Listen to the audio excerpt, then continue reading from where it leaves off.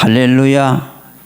오늘은 제목을 사람으로부터 외면당한 다윗이라는 주제로 말씀을 전가하겠습니다. 지난 시간에는 다윗이 고난당할 때 침묵하시는 하나님으로 인해서 낙담했다는 것을 말씀드렸습니다.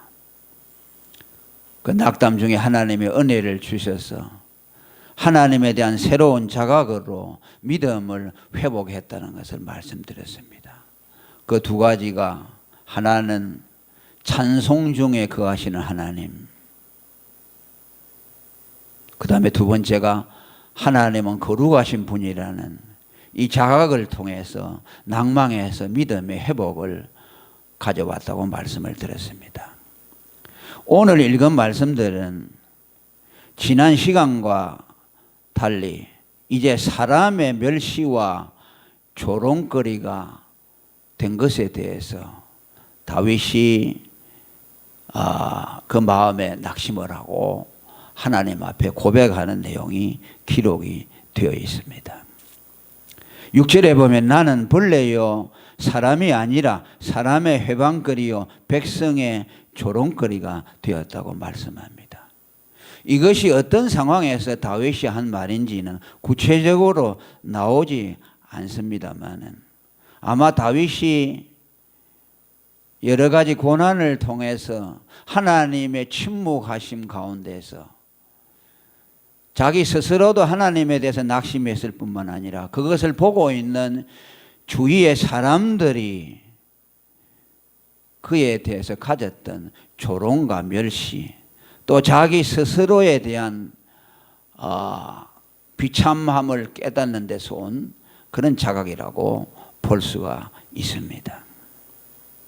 한마디로 말하면 다윗은 많은 고난을 통해서, 하나님의 침묵을 통해서 인간으로서의 모든 존귀함이 질밥을 지고 마치 한 마리 벌레처럼 그런 비참한 상황에 이르렀다는 것을 말씀하고 있습니다. 우리가 알듯이 벌레라는 것은 미물이고 가장 천한 존재 가운데 하나입니다. 어떤 해석자는 이 벌레라는 말을 쓴 것에 대해서 인간의 존엄성이 상실되고 죽음 직전에 절박한 상태라고 그렇게 해석하는 사람도 있습니다. 우리가 알고 있는 욥이라는 사람도 많은 고난을 통해서 자기 자신이 벌레와 같이 되었다고 고백하고 있습니다. 욥기 7장 5절에 보면 내 살에는 구데기와 헐조각이 의복처럼 입혔고 내 가죽은 합창되었다가 터지는구나 라고 말씀합니다. 얼마나 극심한 육신의 고통이 왔으면 구데기와 흙으로 자신이 덮였다고 말씀을 합니다. 인간은 하나님의 형상을 닮았다는 측면에서는 무한히 존귀합니다. 그러나 인간이 고난에 처해질 때 인간의 존엄성이 사라지게 되고 얼마나 비참한 자리까지 내려갈 수 있는가 하는 것을 우리에게 말씀하고 있습니다. 다른 사람이 그를 향해서 모욕하기 이전에 자기 스스로 그렇게 느끼는 거죠. 사람이 너무 질병의 고통을 당하거나 또 가난하거나 비천한 지위에 처하면 내가 사람인가? 마치 한 마리 벌레처럼 여겨진다는 말씀입니다. 그 다음에 이 말씀은 다윗을 넘어서 계시적인 의미가 있는데 예수 그리스도께서 악인들로부터 당하는 고난과 모욕을 예표한다고 말할 수가 있습니다. 시편에는 그리스도에 대한 예언들이 많이 있습니다. 저번 시간에도 다윗이 하나님으로부터 버림받은 느낌을 받았다고 말씀했는데 그것은 바로 예수님이 십자가에서 하나님의 버림을 당하실 것을 예표한다고 말씀했습니다. 예수 그리스도 역시 악인들로부터 고난을 받고 하나님으로부터 버림을 당함으로 한 마리 벌레와 같이 취급을 당했습니다. 이사야 50장 6절에 보면 메시아에 대한 예언을 말합니다. 나를 때리는 자들에게 내 등을 맡기며 나의 수염을 뽑는 자들에게 나의 뺨을 맡기며 수욕과 침뱉음을 당했다고 말씀합니다. 얼마나 예수님을 멸시했다면 때리는 것은 또 때리는 거지만 침을 얼굴에다가 뱉었다고 말했습니다. 더럽다는 것이죠. 예수님이 벌레처럼 더러워서 사람들이 예수님의 얼굴에다가 침을 뱉었습니다. 누가복음 18장에도 같은 말씀을 예언합니다. 인자가 이방인들에게 넘기고 희롱을 받고 능욕을 받고 침뱉음을 받을 것이라고 말했습니다. 누가복음 18장을 인용했고 또 마가복음 14장 65절에 보니 예수님이 실제로 침뱉음을 당하며 그의 얼굴을 가리우고 주먹으로 쳤다고 말씀했습니다. 예수님은 죄가 없는 분임에도 불구하고 우리들을 위해서 한 마리 벌레처럼 침뱉음을 당하고 모욕을 당했습니다. 우리는 예수님의 모욕과 고난을 생각한다면 우리가 당하는 것은 아무것도 아니라는 것을 알아야 합니다.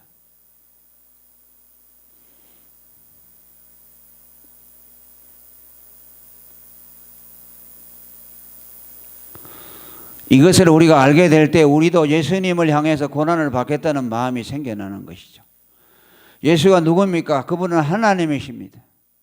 하나님께서 우리들을 벌레와 같은 우리들을 구원하시기 위해서 인간의 자리로 내려오시고 흉악한 죄인이 되셔서 침뱉음을 당하며 멸시를 당했습니다. 그것을 아는 사람들은 예수님의 사랑에 감동을 받고 그 은혜에 감격을 입었기 때문에 자기도 예수님의 십자가를 지겠다는 마음이 생겨나고 그의 고난에 참여하겠다는 마음이 생겨나는 겁니다. 바울은 그렇게 고백합니다. 예수를 믿고 나서 예수님의 고난을 알고 나서 예수를 핍박하던 자가 예수를 위해서 핍박을 받는 자로 바뀌어졌습니다.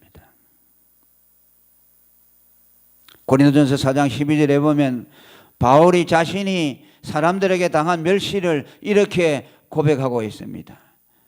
후욕을 당한 적 축복하고 핍박을 당한 적 참고 비방을 당한 적 권면하니 우리가 지금까지 세상에 더러운 것과 만물의 찢기와 같이 되었다고 말했습니다.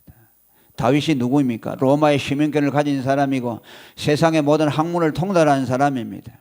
이스라엘 지파 가운데서도 가장 고상한 지파를 가진 사람입니다.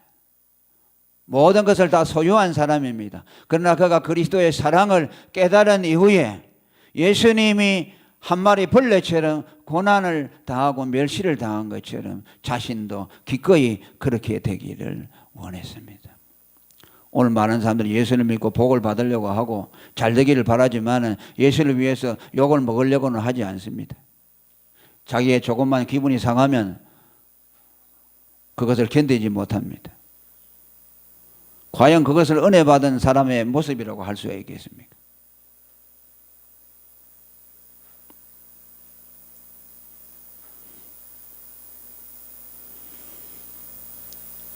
그리고 신앙적인 모욕을 다윗은 또 당하고 있습니다.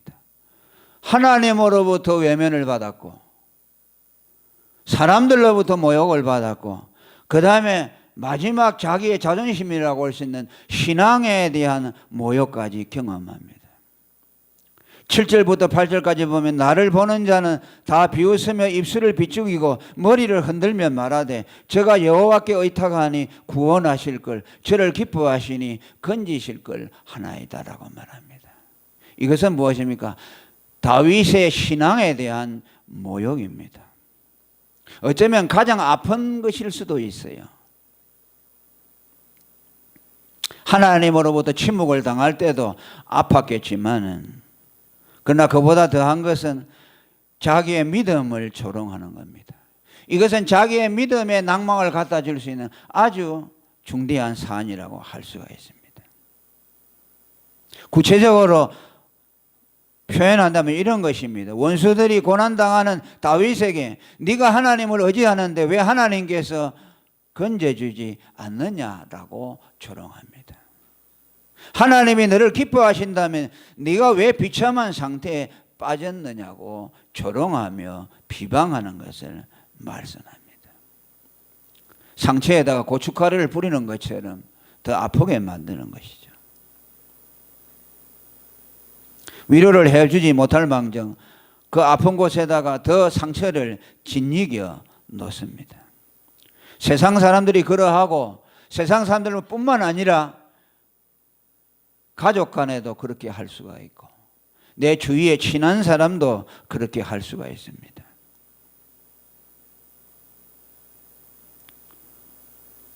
욥기 2장 9절에 보면 욥이 많은 고난을 당할 때 그를 모욕하고 하나님에 대한 믿음을 조롱한 것이 그의 아내였습니다. 그 아내가 그에게 이르되 당신이 그래도 자기의 순기를 굳게 지키겠느냐 하나님을 욕하고 죽으라고 했습니다. 하나님을 저주하고 자살하라는 말씀입니다.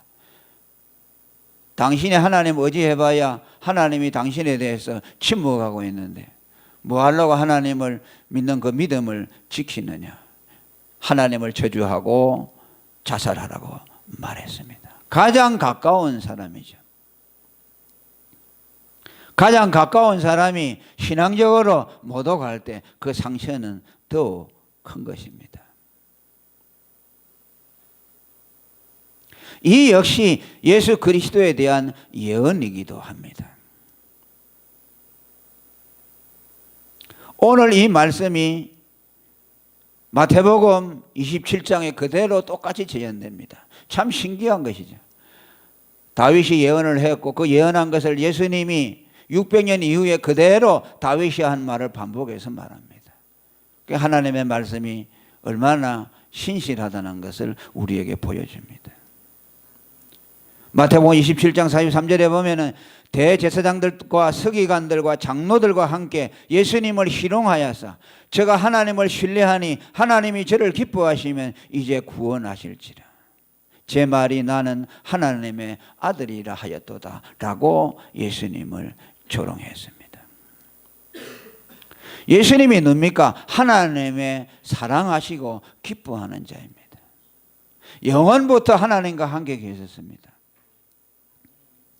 신약 성경에 세 군데나 저는 내 사랑하는 아들이요 내 기뻐하는 자라는 말을 반복해서 말씀합니다. 마태복음 3장 17절, 12장 8절, 17장 5절에 이는 내 사랑하는 아들이요 내 기뻐하는 자라고 말씀합니다. 그런데 예수님이 십자가에 달렸을 때 그 기뻐하고 사랑하시는 아들에 대해서 외면을 하셨습니다. 다윗이 한 예언이 그대로 예수님에게 성취되었습니다. 얼마나 예수님이 고통스러웠겠습니까? 또 그 말을 듣는 성부 하나님께서 얼마나 고통스러웠겠습니까? 왜? 예수님은 완전한 하나님이신 동시에 완전하신 인간입니다. 그렇기 때문에 인간이 느끼는 모든 감정을 다 가지고 있습니다. 배고픔도 느끼시고 고통도 느끼시고 또 마음에 상처되는 말을 할 때 거기에 대해서도 상처를 받습니다. 똑같이요. 그의 제자가 예수님을 배반했을 때 얼마나 고통했습니까? 베드로가 예수님을 3번이나 부인했을 때 예수님의 마음이 얼마나 아팠습니까? 우리가 사람들로부터 배신을 당할 때 당하는 그 아픔을 예수님도 똑같이 느꼈습니다. 그것도 누구로부터? 가장 사랑하는 아버지로부터 외면과 버림을 당했습니다. 우리는 이 말씀을 보면서 이런 생각이 듭니다. 예수님이 하나님의 버림을 받아야만 율법을 성취하고 택한 백성들을 구원하실 수 있다는 것을 예수님은 아셨습니다. 그죠? 그러면은 예수님이 버리실 것에 대해서, 하나님이 버리실 것에 대해서 이미 그는 짐작했기 때문에 각오했을 것이죠. 그런데 뭐라고 말합니까? 엘리 엘리 라마 사박다니, 하나님이 하나님 왜 나를 버리시나이까 그러죠. 그 우리는 그런 질문이 생깁니다. 당신이 하나님의 버림을 받을 것이라는 것을 알지 않았습니까? 그런데 왜 십자가에서 하나님이 왜 나를 버리시나이까 라고 말했을까요? 그죠? 다 아시죠, 예수님은. 그죠?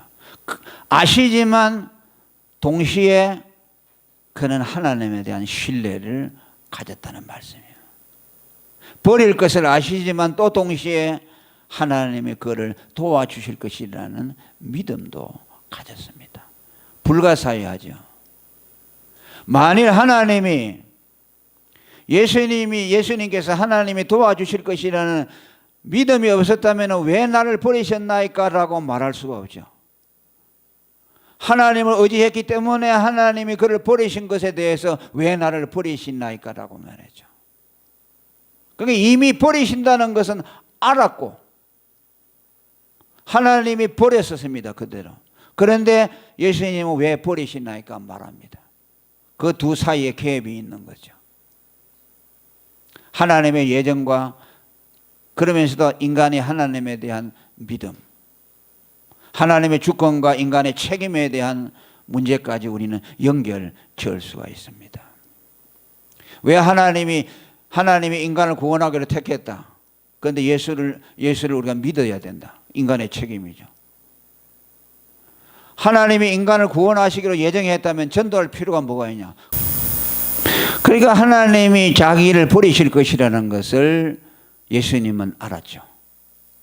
그러면서 동시에 아버지에 대한 믿음을 가졌습니다. 하나님이 그를 버리실 것이기 때문에 하나님에 대한 믿음을 포기하지 않았습니다. 계속해서 그는 의지했다는 거죠. 우리가 여기서 배울 것이죠. 하나님이 우리를 버리지 않지만은 하나님이 버리는 것처럼 보이는 경우에도 우리는 끝까지 하나님을 신뢰해야 된다는 것이죠. 그걸 배워야 돼요. 그 가나안 여자가 예수 앞에 나와서 귀신 들린 딸을 위해서 기도할지, 나는 이스라엘 집에 잃어버린 양에게로 보냄을 받았다 그랬죠. 또 그를 향해서 개와 같이 취급하면서 주인의 상에서 음식을 아들을 위해서 예비한 그 떡을 개에게 주지 않는다 그랬죠. 그러니까 예수님 그 가나안 여인이 개들도 주인의 상에서 떨어지는 음식을 먹는다 그랬죠. 버린다고 말했죠. 나는 너 같은 걸 위해서 오지 않았다. 그럼 보통 사람 같으면 나가 떨어버리죠. 그런데 그 여인은 끝까지 주님을 신뢰했습니다. 그러니까 하나님이 우리를 버리는 순간까지, 버린다는 생각이 드는 순간까지 우리는 하나님을 의지해야 돼요. 아멘. 예수님이 그랬잖아요. 버린다는 것을 알면서도 하나님을 의지했어요. 계속 도와달라고 그랬죠. 십자가에서. 그러니까 하나님이 버리니까 아버지 왜 나를 버리나이까 그랬죠. 그건 뭐예요? 하나님을 향해서 계속 의지했다는 것이죠. 오늘 설교가 매우 중요해요.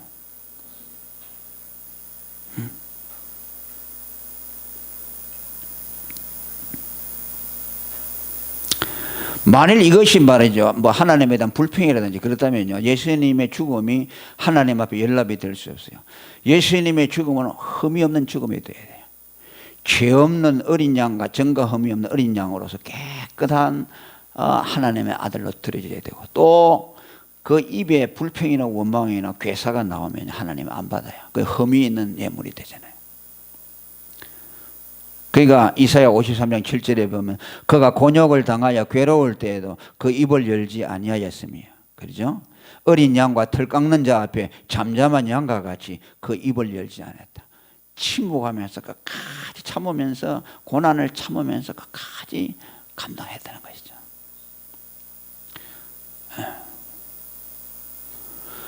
그러니까 하나님은 왜 나를 버리시나이까 하니까 하나님에 대한 원망으로 들으면 안 돼요. 나는 하나님 아버지를 의지합니다. 그런데 주님이 왜 버리시나이까? 거기에 무슨 사심이 들어가거나 죄가 들어가거나 하나님에 대한 원망으로 그 기도를 드렸다면은 하나님은 안 받으시죠. 이미 그 예수님의 제물로서는 합격될 수가 없어요.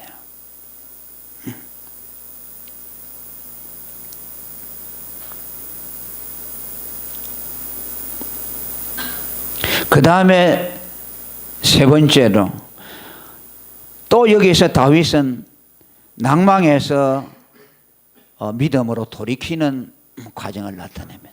그러니까 이 시편에는요, 처음에 낭망으로 들어갔다가 언제나 믿음으로 회복되어서 나옵니다. 우리의 믿음이죠. 그죠? 우리 믿음도 그렇지 않습니까? 불평하고 원망하고 이래서 하다가 또 기도하는 중에 믿음이 회복되어 가지고서 찬송하면 나오죠. 그 한나도 기도할 때 들어올 때 낭망해 가지고 그냥 팍 들어오죠. 그래 기도하는데 나중에 기도하고 나갈 때는 뭡니까? 그 얼굴에 수색이 없느니라. 아멘. 기도하고 나서 근심이 싹 사라진다는 말이에요. 그러니까 우리가 기도하기 전과 기도 후가 달라야 되죠. 기도했다면 우리 마음이 바뀌어야 됩니다. 아멘. 기도하러 올 때는 막 복잡하지만 기도하고 나갈 때는 하나님께 다 맡기고 찬송으로 귀결되어지고 믿음과 신뢰로서 평안을 가지고 일어나야 한다는 말씀이에요. 그러면 이 다윗이 어떻게 또 낭망에서 돌이킵니까? 하나님의 사랑의 기원이 영원하다는 것을 깨닫고 일시적인 고난이나 일시적인 하나님의 침묵, 멸시 이런 것들은 하나님의 영원한 사랑에 비하면 찰나에 가깝고 지나가는 순간적인 것이라는 것을 깨닫고 믿음을 회복했다는 말씀입니다. 저희들이 경험하지 않습니까? 막 세상에 뭐 우리가 지금 어떤 어려움이 직접 와서 이러면 막 죽겠다고 하다가도 가만히 앉아서 기도하면서 하나님과 나와의 관계가 얼마나 영원하고 또 우리에게는 영원한 생명이 있고 이 땅은 잠시 지나간다 이런 생각을 하게 되면은 그게 싹 떨어지잖아요. 왜? 이거 뭐 잠시 지나가는 세상인데, 그죠? 이거 뭐 고통이 길어봐야 얼마나 길겠느냐. 그리고 이 고통이 오지만은 하나님의 사랑에서 이 고통이 나를 끊지 못한다. 왜? 하나님의 사랑은 영원에서 시작됐다. 그런 생각이 드니까 그냥 불평하고 낙마하던 데서 우리의 믿음이 감사로 돌아서게 되는 겁니다. 그 9절에 보니까 뭐랍니까? 자기는 태에서부터 택정함을 받았다는 자각을 갖게 됩니다. 9절에 오직 주께서 나를 모태에서 나오게 하시고 라는 말씀입니다. 그것을 생각하게 되었다는 거죠. 내가 언제부터 하나님이 나를 붙들어 줬느냐.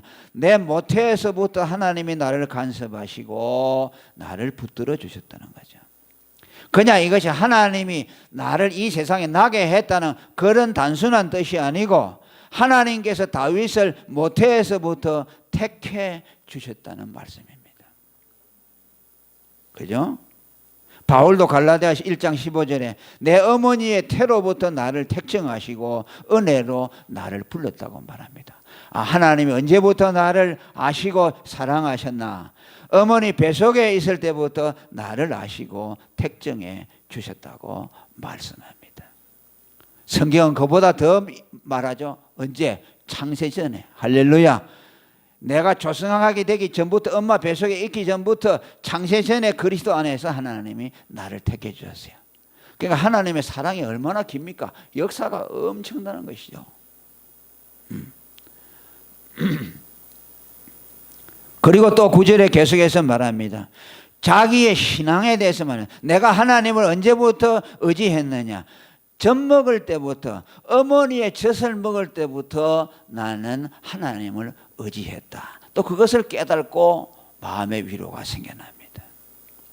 내 모친의 젖을 먹을 때에 의지하게 하셨나이다. 택자인 다윗은 하나님이 그가 어머니 젖 먹을 때부터 엄마 품에 안겨 있을 때부터 하나님을 의지하는 믿음을 주셨다는 겁니다. 커서 주신 것이 아니고 어머니에게 안겨 있는 그 순간부터 그때부터 자기가 하나님을 의지하는 믿음을 하나님이 주셨다는 말씀입니다. 우리가 유아 세례를 받는 근거도 이 말씀에서 찾아볼 수가 있습니다.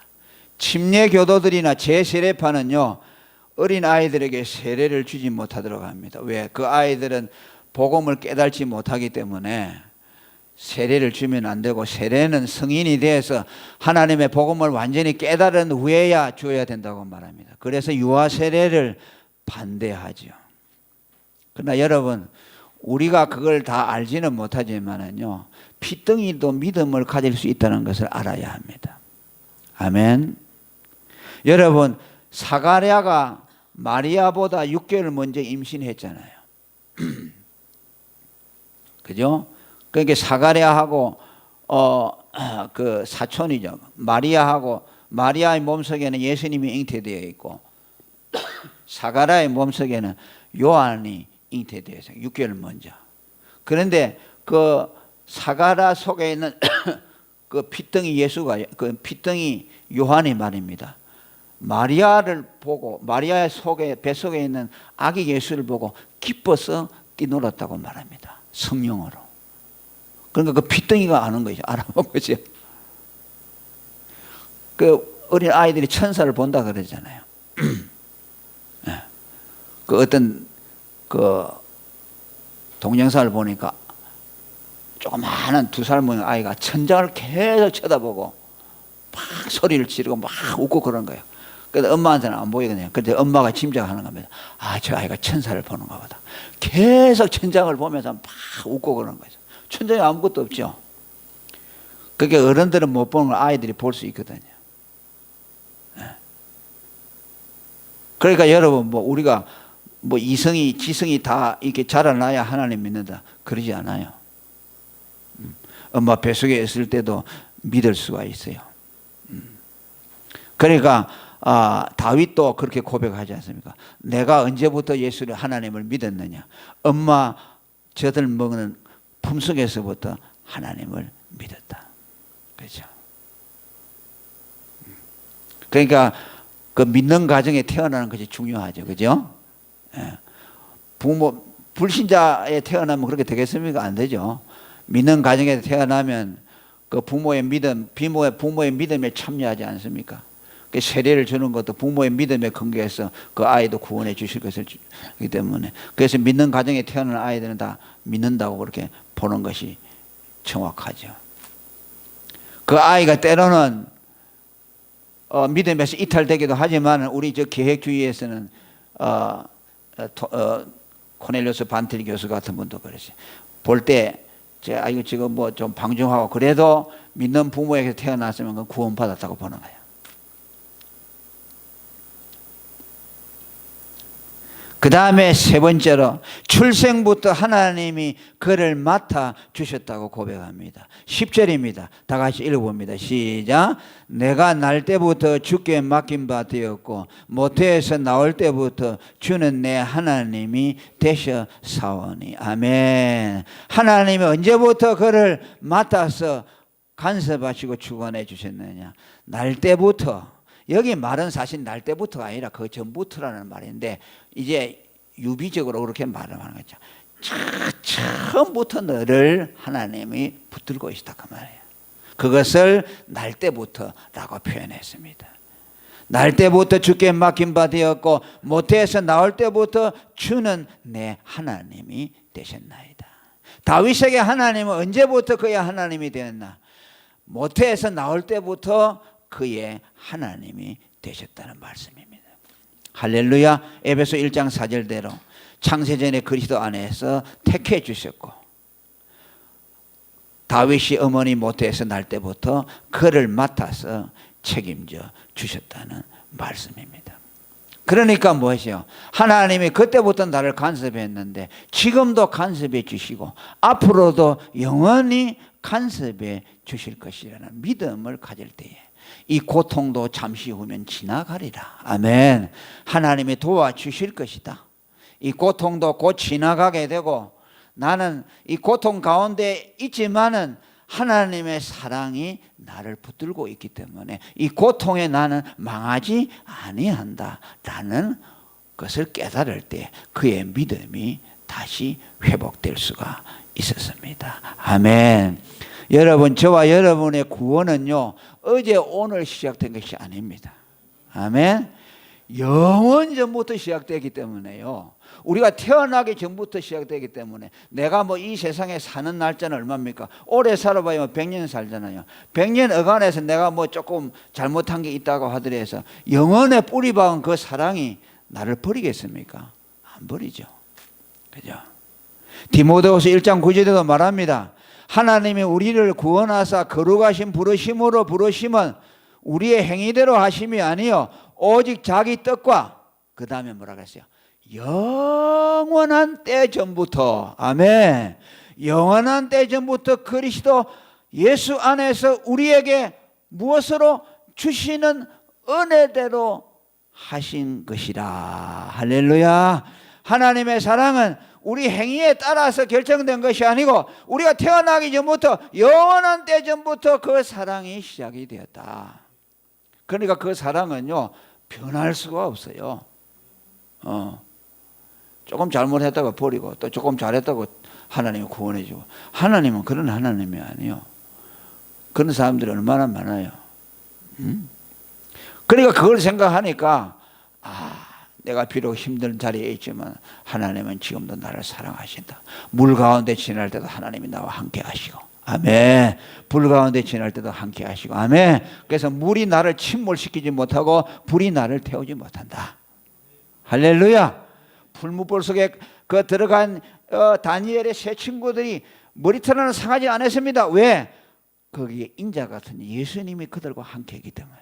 아멘. 그죠? 주님이 같이 하고 계세요. 여러분이 가장 아플 때 주님이 여러분 곁에 계세요. 아멘. 그래서 그것을 통과하도록 만들어줘요. 왜? 그것이 필요하기 때문에. 너는 고난이 좀 필요하다. 그러나 그 고난으로 너는 망하지 않는다. 내가 그 고난에 너와 같이 함께 할 것이다. 할렐루야. 그걸 생각할 때 우리는 낙심한 자리에서 뻘떡 일어나야 되죠. 그죠? 시편 90편 2절에도 말합니다. 산이 생기기 전 땅과 세계도 주께서 조성하기 전 영원부터 영원까지 주는 우리의 하나님이시니이다. 세 번역에 그렇게 해놨어요. 예. 하나님은 언제부터 우리 하나님? 언제부터? 산이 생기기 전 땅과 세계도 주께서 조성하기 전 따라합니다. 영원부터 영원까지 주는 우리의 하나님이십니다. 이걸 생각하면요 벌떡 일어나는 것이죠. 다 저와 여러분도 그렇게 되기를 바랍니다. 다윗의 신앙은 이처럼 우리 신앙의 대명, 우리 신앙의 가가 똑같아요. 엘리야도 그렇고, 엘리야도 우리와 성정이 똑같다 그랬죠. 어려운 일이 오면은 뭐 조금 낙심하기도 하고 그러죠. 그러다가 또 다시 회복하고. 뭐 이거는요 어쩔 수 없어요. 인간이, 약한 인간이. 그러니까 평생 그렇게 하는 것이요. 그렇게 해서 또 하나님 사랑 깨달고 그러면서 믿음이 점점 뿌리가 깊어지는 거죠. 바람이 불수록 나무가 자꾸 뿌리가 깊어지잖아요. 그처럼 하나님은 연단을 통해서 우리를 자꾸 믿음의 뿌리를 깊이 만들어서 나중에는요 정말 까뜩하지 않고 견딜 수 있는 그런 사람으로 우리를 만들어 주십니다. 할렐루야. 저와 여러분도 이런 다윗과 같은 승리의 계가를 부를 수 있기를 축원합니다. 통성으로 기도하겠습니다. 거룩하신 하나님 감사합니다. 오늘도 우리에게 성령으로 기록한 말씀, 성령으로 말씀해 주시고 하나님의 거룩한 영광